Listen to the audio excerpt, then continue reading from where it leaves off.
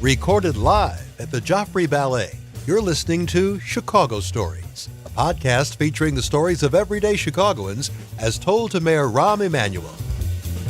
This is Mayor Rahm Emanuel with Ashley Weeder from the Joffrey Ballet, and it's in Chicago Stories. And this is the one-year anniversary of declaring today Ashley Weeder Day, and that it's also the 10-year anniversary of the Joffrey Ballet. So last night, we opened up Swan Lake. Yes, we brought back Swan Lake. We had originally done it in 2014, and last night was the revival of it. And I have to say that coming back to such an iconic classical work, seeing the company scale every level of the production, artistically, technically, I'm a very, very proud artistic director today. Walk me through, you brought back or reinvented, rewrote the Nutcracker. We did. So what was the impetus for Swan Lake, and what was some of the interpretations that you brought to that Swan Lake that are different from 2014, or you wanted to speak or make it more contemporary or make it more accessible? What was the impetus? Because our Swan Lake is also choreographed by Christopher Wilden. Mm-hmm. And I was at the premiere when it originally premiered. Mm-hmm.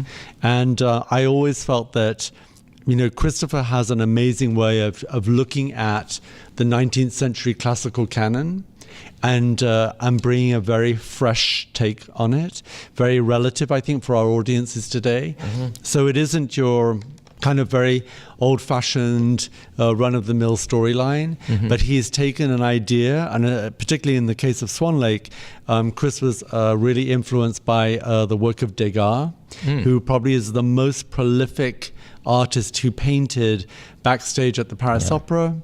And so I think that using Degas and using Toulouse-Lautrec, who was a student of Degas as well, it allowed him to rethink how the story of Swan Lake would come together. And so basically it is a story within a story. Mm-hmm. It is a rehearsal for a new production of Swan Lake.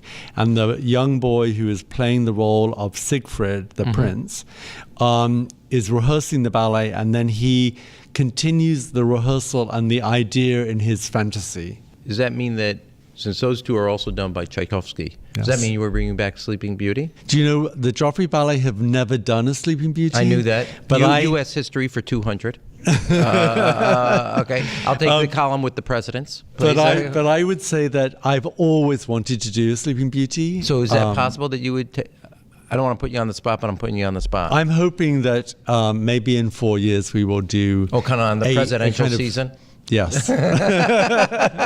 So you have brought these two back, but you're thinking about, why do you want to do Sleeping Beauty? Because I think that in the canon of Tchaikovsky and of the great classical ballets, I think that Swan Lake, Sleeping Beauty are probably the purest. Sleeping Beauty is the ultimate classical ballet. Mm-hmm. Whereas Swan Lake is a classical ballet, but it has a very big interpretive element to it. Mm-hmm. Whereas Sleeping Beauty it's about technique and crystalline attack. Why do you like working with Chris? I think as a choreographer, as a partner in kind of reinterpreting classical pieces, and I can't say I could go on the whole show and talk about Nutcracker. I thought that was off the charts. Thank you. Fabulous. I think all of us at the Joffrey are really proud of what the end result was. Mm-hmm. And it was a work that was 10 years in the making. When I suggested it to Chris and about the Columbian exhibition, his thing was, "Are you sure, Ash?" Mm-hmm. and I think the more I sent him about the history of Chicago, the more he read, the more he could see it happening. Who are the artists today, your compatriots, or in the past, that you say those are the choreographers I wish I could have been around to dance with? I think that's an interesting question, actually. I mean, I feel lucky because I've worked with so many people in my career. Who's a choreographer or a dancer that's been most influential in guiding your career as an artist, as a dancer? I would say as a dancer, definitely, obviously Rudolf Nureyev, because I was a protege of his. Mm-hmm. And he gave me the opportunity to dance my first leading roles when I was a really young dancer. But I would say Mark Morris, William Forsythe, as clearly at the top of my list, Kenneth Macmillan. So you go from Nureyev to Mark Morris. Walk me through this. Okay, I think that when I came to America and I joined the Joffrey Ballet, and Robert Joffrey was the director, and at that time he was bringing a lot of amazing choreographers. Laura Dean, of course, Twyla Tharp had a presence at the Joffrey, but then I remember he brought Mark Morris in, and Mark was very young at the time, and I think working with Mark Morris gave me a whole different kind of way of thinking about moving. And I think his incredible musicality, just having spent years with him, both in New York and then he came to San Francisco Ballet many times. Do you search first for a piece of music, or do you have the concept of the dance and then go search for the music when you're choreographing? I think that you find the music. You find the music, and then that's the spark? I think so. I think the music has to tell you what you want to do, or how you react to it, or what your response is to it. I have seen it the other way around, when someone has an idea, but then it's really, square pin, round hole, and it doesn't necessarily gel completely. I think that the people whose work I really admire, I would say that they have a direct response to the music, and that would be like George Balanchine or Sir Frederick Ashton. In my tenure, I've seen the Joffrey, the precision, the technique get so much kind of at another level than before. What do you attribute that to, and how do you work at that in the sense of being the director of Joffrey? So I would say that my theory about that is that you need to be in the studio with your company every day. And I teach the company a lot. And I'm in rehearsal with them all day. And I would say, as I've always said, to be a really great dancer, to be a really great anything, takes a lot of work. And you have to be up for the work. And if you're not up for the work, you can't expect the rewards that come with that. And so, yes, I push really hard. I understand if it's too hard for some people and maybe they don't want to be part of the team, but that's life. We both were dancers. I want to know why you decided not to seek life in public service. No. So walk people through on the Nutcracker how that came about and its relationship to the Devil in the White City, which I found. I think to this day I still think it's one of the most amazing reinterpretations of a classical piece. I have to say I'm really proud of it too. I had an idea when I moved to Chicago. First of all, I had danced Robert Joffrey's Nutcracker in the very first performance. I had a lead role in that production. I knew that. I was just giving you a softball. So I knew, I knew that production. But I also knew that, as time goes on, productions get old, scenery falls apart, costumes are threadbare. So eventually you have to do something. We had to do a new production. And knowing that it was kind of imminent, I thought, well, if we're going to do a new production, we should really think, what does a new Nutcracker look like for the next generation? And Chicago is an amazing city with a fantastic history. And out of that, and reading about the Columbian exhibition, the idea that a child's dream could be going to the World's Fair, especially it was the White City, and then giving that idea to Chris Wilden. And I think that where it really came together is that Brian Selznick, who is the brilliant children's author, wrote us a libretto for a new Nutcracker set in Chicago, all to do with the White City. And that became the impetus? It did. It's an incredible... And I think the idea that the Drosselmeyer character in the Nutcracker could be Daniel Burnham. It's unbelievable. Yeah. So when you look today at where dance is, what do you think the community as a whole, not just here in Chicago, but the major companies today and the regional companies, what do you think is happening in the dance world? What would you want to emphasize, and what do you think that the dance world has to start to correct? I think that when I look at dance globally, we have to maintain an integrity about our work. And I think that sometimes, people are like, well, where's the new work? And we should be, inviting these people to do new work. And I think what it really comes down to is that you need really talented choreographers who really understand the craft that they're working in. And I think that craft is something that I find missing in a lot of work. I think there are an amazing amount of young people out there, incredibly talented people that should be given the opportunity. But I also feel that we need to kind of honor our heritage, but not in such a museum way, but take that heritage and bring it forward and really understand it and really dance it at the highest possible level. One of the things I've always, going back when I started dancing, about Robert Joffrey was its versatility of the company dancers, meaning they could do a classical piece, like a Swan Lake. They could do a modern piece, like the Green Table. Right. And that they can move in both worlds in the language of modern dance and classical ballet without any transitional or lost in translation capacity. What do you attribute that to?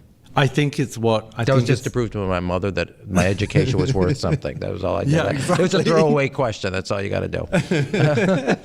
I think that to be a dancer is an amazing opportunity, and I don't think we can put ourselves in silos or, well, I'm a classical ballet dancer, I'm a contemporary dancer. I think that we have broken down those barriers. I think we've hybridized our language, and I think that, you know, if you think of last season at the Joffrey Ballet, we presented Alexander Ekman's Midsummer Night's Dream, which was so radically off the wall. It was beyond radically great. It was fantastic. Thank you. I thought that everybody got lured by the name, and they saw something that's not even close. They did. I think we only had a few complaints saying, well, where is Shakespeare? Yeah. And we're like, well, he's not here. He's all the way in the back. Yeah. And that is an incredible piece. And talk about that piece for a second.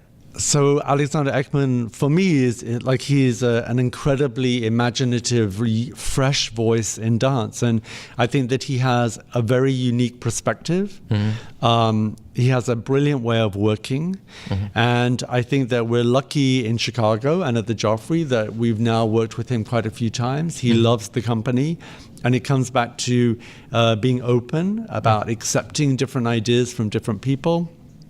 And so he took this idea of Midsummer, which is a Swedish idea of celebrating the longest day of the year with festivities and a huge amount of aquavit and beer.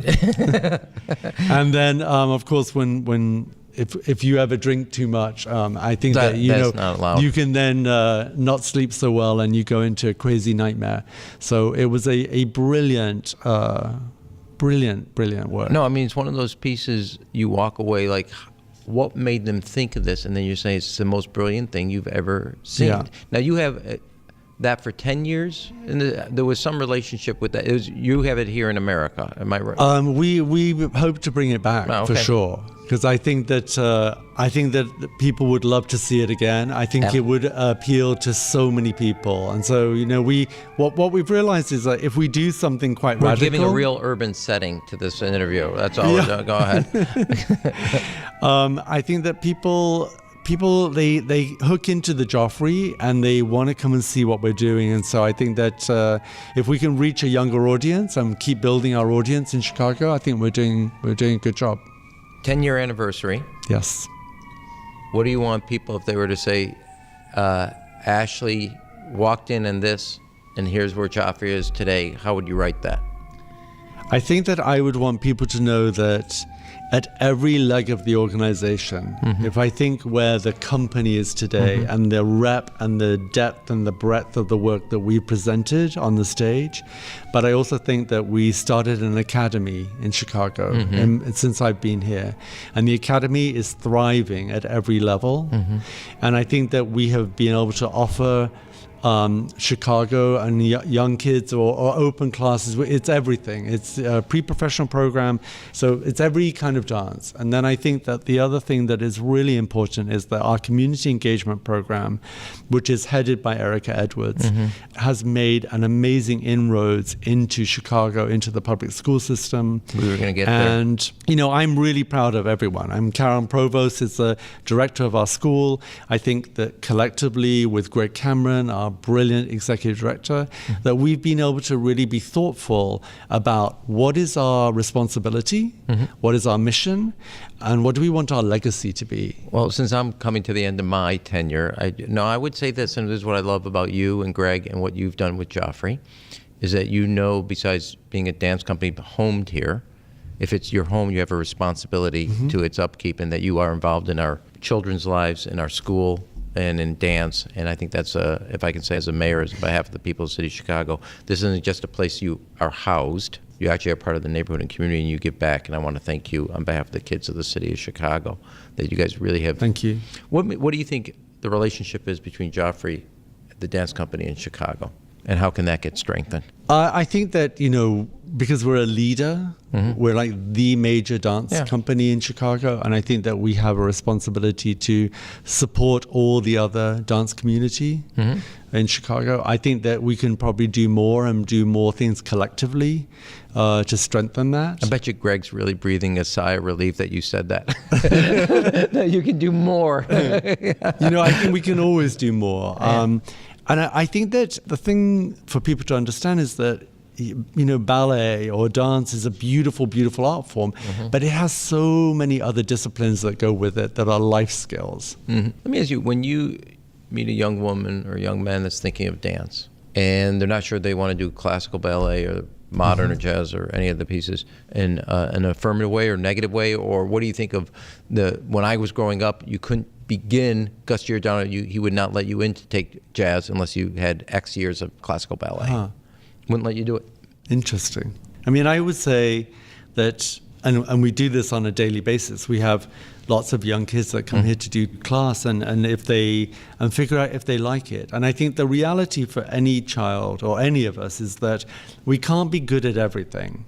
There comes a kind of a junction when you have to decide, what are you going to do really well? Because if you know what you can do really well, then you can keep pushing forward on that. But the frustration, if you're not going to be a brilliant classical ballet dancer, there are so many other disciplines in dance that you can be the most amazing hip-hop dancer. Do you miss dancing on stage? My body does not. And I would say my body, unfortunately, has been through a lot. But would I do it all again? I would. You would do it all again? I would do it all again. Would you do anything different? I don't think so. I feel like incredibly lucky. But I would say that I don't miss dancing today. You don't? And I think that seeing the company, seeing them dance and what they take on and how well they succeed and to be there for them, for me, that's the greater reward than I think ever being a dancer. Next year, lyric opera. Yep. Leaving the auditorium, what's your anticipation, what's your hope, and what's your, not fear, but anxiety as about going to lyric opera? And you take any one of those 5 questions I just asked. Go ahead. Okay. I think it's an amazing opportunity for us. I think that to be a partner, at the Lyric Opera House, I think it will allow us to think bigger on our productions. I think that it gives us an amazing set of amenities backstage. I mean, incredible technical ability, especially with lighting and scenic design. I think it also aligns us with the opera company. It's a beautiful theater. It's in tip-top shape. And I think that, it's a business model. And I think the business model will make sure that the Joffrey can keep moving forward and that we are being fiscally responsible as to how we operate. I won't be mayor when this happens. I have one request. I'm sorry about that. I know, I appreciate that. But I once, before the Art on the Mart, I talked to the Lyric Opera about simulcasting an opera on the wall facing the river. Fantastic idea. I would like you, because we remember when we did this with the Paris Opera Ballet at the theater, and we showed it live, free. In Millennium Park. That there be on the river a Joffrey Ballet, so people kayaking, boats, etc., could watch the ballet simulcast. Okay. And I'll leave that in my note to my successor. Okay, that would be really... Flip side, I have other things I need to say, but this one thing I made a pledge for you that you have to fulfill. Well, we will send you the invitation when it happens, because I know exactly what you mean. Though it is a fantastic opportunity. It's a great wall. And there's a huge plaza right across the river. Yes. Would you do that? Think about doing that? Oh, absolutely. I think that the more we make our art form accessible to everybody, that should be our responsibility. That's one of the big. I'm glad you brought that up. So how do you help the dance world feel like there's people that go to dance and feel like it's a barrier because unless you're sophisticated, that's not what I saw when I was watching it, and that to me is it's a challenge for any artist. How do you make sure people see what you're trying to tell them to understand and appreciate and walk away with? Well, I think that we have an amazing marketing team here, and I think that ours is a visual art form, and I think if we can get visibility out there through video, conversation. I think that already we've seen our audience grow just from the ideas of the Nutcracker, like changing the Nutcracker, making it relative to kids today, that they can understand what that performance is about. Doing things like Midsummer Night's Dream, doing this new idea of Swan Lake. And don't forget the Sleeping Beauty commitment you made, right? Beauty. That will be on the lyric opera wall to the river. There you go. I think that's the way to do it. We'll make sure we do it in October. Exactly. So it's warm. I think we're doing a pretty good job of reaching people. Of course, we always want to reach more people. Right, the next 5 years, what do you want to accomplish? What's the goal for Joffrey Ballet, and what's the relationship with Chicago in that story? I think the story of the Joffrey in Chicago is that, and it began this year, which I think is fantastic. We were invited to Paris. We went to Paris. The company performed brilliantly. We were really the ambassadors for Chicago. We participated in an all Jerome Robbins celebration festival. Oh, that's beautiful. And, it's always good to hear from people that don't see the company. But I think the people in Paris were pretty impressed with us. So in the next 5 years, I think that we have very strategic touring. I think that, wherever we go, Los Angeles, New York seems to be coming back more and more for us. I think Europe, for us to represent Chicago as ambassadors of the arts, I think is important for us. I think that, this season we also have a world premiere of Anna Karenina. Oh, I didn't know. When is that? In February, and it's not to be missed, so I hope you're in town. Well, it's February. Because I think that... doesn't everybody want to be in Chicago in February? Yeah, I think it's a great time of year to visit. Who's the choreographer? It's Yuri Pozikov, and again, it's one of those projects where it's been 7 years in the making. But I think that from every part of this production, it's a commissioned score by a young Russian composer, Ilya Domunsky. That rolls right off the tongue. Yeah. Okay. Ilya Domunsky. Okay. An amazing artistic team. So I think that we've taken that incredible story of 800 plus pages and we've condensed it into a brilliant 2-hour drama. Let me pull on something you just said about the artistic team. You have first the music. Yes. Then you have the story. Yes. Or sometimes it can be libretto music. Okay. Where does the choreographer fit? Who runs the lighting? When does that come in? When did the costume piece come in? Just to help people understand each of these art forms where and not obviously there's not a sequencing that happens like that neatly, but how does that all get pulled together into a single narrative? So it just takes 10 words or less, please. It takes. Okay, I'll be really brief. Try not to go on and on. Really, I got to get this short here. Okay. But when I asked Yuri to do Karenina, he had ideas, especially for music, and I didn't care for his ideas for music. And then I think does he know that? He does know that. Okay. And I think that also, how do you find the narrative for a huge story of Anna Karenina? We don't want to tell the story of the book. We want to take something that is extremely important within that book and that be the kind of the center of the drama. So having a great librettist is important. So it was Yuri, the choreographer, the librettist, then came the composer, and then Yuri wanted to use a certain designer. And I said, well, I know someone who I would really love to work with. who I think would be the right person for this project. And I think that it's turned out to be exactly that. That's why it takes 7 years? You know, we don't have millions and millions of dollars. So I think how we use our money is really important. And I think we have to get it right. I mean, I think you said that to Christopher Wilden with the Nutcracker. I think you said to him, you've got one opportunity to get it right. I think we said something else, but for all the kids in the room, that's exactly how I said it.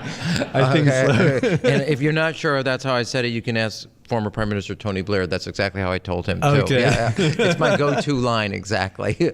No, it was a fabulous piece, but sometimes I think kind of lifting the curtain behind the production piece of this is hard for people. And I sometimes wonder if they were better exposed to that production, would they then better not appreciate but understand what that dance is about? I think so, for sure. And the reason I say that is that with going back to the new Nutcracker, we did an amazing documentary, The Making of an American Nutcracker, with PBS. Yeah, it's always a famous. I get cringe a little because President Obama used to refer to me. That was my nickname. Really? Yeah. So that's why I thought you were joking. I thought you knew that story. So let me on this, but don't laugh so hard up there, okay? Give me a break. So one of the things that I've also talked to Mike Kelly from the parks. You know, we do this night out in the parks. Yes. It's free theater, free music, free films all throughout. Is talking about doing it in the winter at some of our classical park facilities, like in Humboldt Park, like in Douglas Park, that are across the city, and bring, again, art that we associate with our cultural institutions downtown into the neighborhoods. And I think it's important. Yes, I think to continue to make great art accessible to everybody in the city so they feel ownership to the arts community. Absolutely. Is funding getting freed up? It's never enough money, but is funding getting freed up? Are people, families and foundations and companies? Well, let's put it this way. I think that the Joffrey has earned the respect of the city No doubt. and the people in the city. And I think that when people see something that they see as a very positive impact at every level in the community, academy, and the company, I think that people are willing to say, I want to support this. I believe in what they're doing. They see the result. And so I'm happy to say I think we have amazing support. Actually, do you ever go to Jacob's Pillow or any of the other? Yeah, and what do you think of those festivals? I think they're amazing. I think they're fantastic. Jacob's Pillow is a very, very special place. And for people that don't know Jacob's Pillow, it is up in the Berkshires. It is kind of a retreat for artists. And I think that we have performed there. We've had a very big success there. It's one of the oldest festivals in America for dance. Have you ever, my daughter's studying architecture. And have you ever thought of, beyond music and beyond obviously lighting and stuff, the relationship between dance and architecture, since they're both bit on lines and on space and the relationship? Absolutely, and balance. And is there another art form you would want to have dance kind of interact with them in a more aggressive, more intimate way than just music? Yes, I think that it would be great to work more with visual artists. I think that we're also expanding, working with different mediums of dance, different mediums of artists that bring something other than what we consider to be ballet. We're at this is our rapid round. Okay. We're going to see whether the 10 years here in Chicago have. Don't worry, it's not that hard. Okay. Cubs or Sox? Cubs. See, that was easy. Yeah. Okay, thick or thin pizza? Thin. The lake or the river? That's interesting. Probably the river. Well, okay. Do you want to expound? Well, I think you've done a brilliant job. That was why I was just teasing you. I mean, I think the river walk is such a wonderful achievement for the city. Since I've gotten a new dance and it's going to be on the wall of the Lyric Opera. You're doing well today. Okay, do you think is there anything more I can ask for, like a dance on a barge in front of the Spanish Step piece? Why not? Okay, there it is. We got 3 things. Grace, write them down. Hurry up. We're going to call it the Sears or the Hancock. Hancock. Okay. I don't know. This is really not fair to you, but I'm going to do it anyway. the 16-inch softball or 12-inch softball, I have a feeling like you don't play softball. So just go with 16 inches. It's a Chicago sport. 16. That was so good. You went 5 for 5. I'm so proud of you. Okay. Fantastic. That's right. Thank you. This has been Ashley Weeder on Ashley Weeder Day. We're so proud.